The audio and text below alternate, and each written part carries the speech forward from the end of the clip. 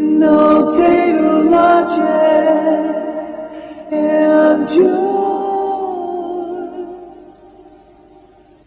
The score pages are one of the central and most important parts of notator logic.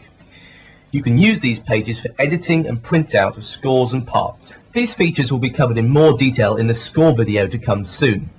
But for now, let's touch on the more important bits to get you up and running with the notation windows. We're now back in the Sven song, and we've opened up the intro folder and we're looking at the objects inside that.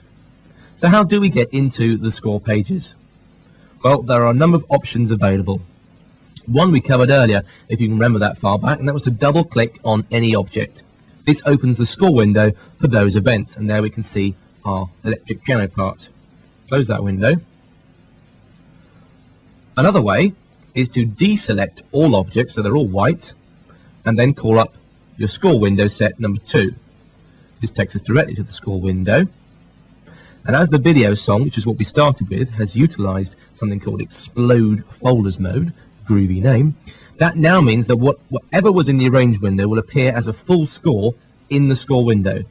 Sometimes to achieve this level you might have to double click in a space to get back to the top level. If you want to reduce what you can see, turn off explode folders and you'll be left with whatever folders or objects are selected on the main page. When you've found the section of score that you wish to edit, incidentally controls for moving around are identical to those in the arrange window. By clicking on any note, you can move it around in pitch and time to correct or amend any of your work. That's the bass part being amended there. One thing you might like to do in particular is to set the correct clef for the instrument. This is done by selecting the stave you want to alter. Let's click on the bass part here, and then going to the style parameter over here, which you can see is presently set for treble. Click on that and select the type of clef you require from the list given to you. I think we'll choose bass clef here. Don't worry, every type of clef is catered for, but for now use the ones available in this list. More on this in the next video. Another feature that's also quite useful is page edit mode. This can be enabled by clicking on this symbol here. Your music will now run line after line as opposed to continuously horizontally. Another great facility giving you the feel of working with real sheets of music. Lastly, before you print, if you want to add any decorative symbols, these can be found on the bottom left of your screen. By double-clicking on these mini part boxes here, you can call up floating windows or score symbols, like so.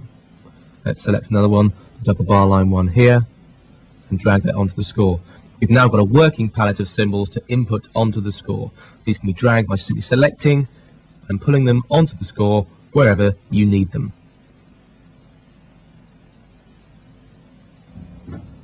Don't worry, all of the symbols you need are all here.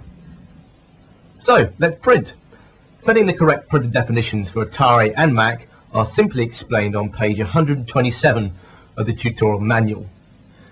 Assuming that you have followed these steps, all you have to do now is to select Print from the File menu, whilst in the score window obviously, set the number of pages that you want to print,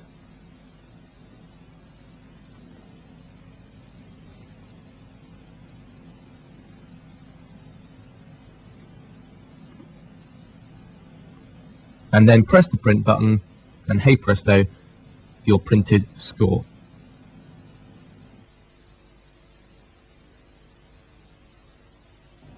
Okay, so we cut the film.